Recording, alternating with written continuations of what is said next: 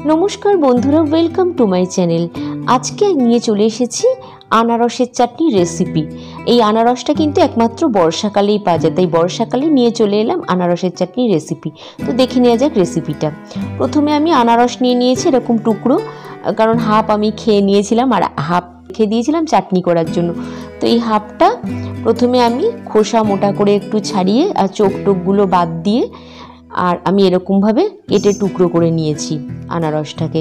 তারপরে গ্রেটারে আমি আনারসটাকে এরকমভাবে ঘষে নিয়েছি। তো দেখুন কীরকমভাবে পড়ছে আনারসটা, একদম থকথকে হয়ে।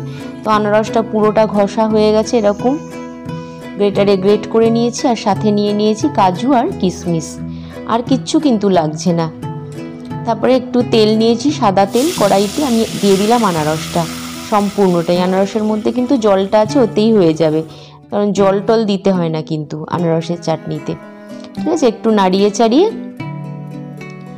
আমি এতে দিয়ে দেবো স্বাদ মতো লবণ। তো অল্প লবণ দিয়ে দিলাম আমি, আর দিয়ে দিচ্ছি এখানে কাজু কিশমিশটাও।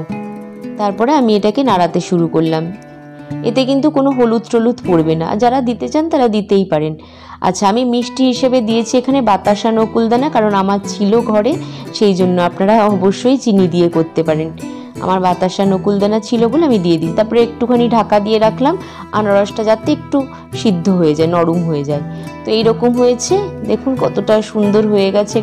এইবারে জলটাকে মারতে মারতে ঠিক এরকম বসা বসা আমি করে নিয়েছি। তো ব্যাস রেডি হয়ে গেল আমার আনারসের চাটনি।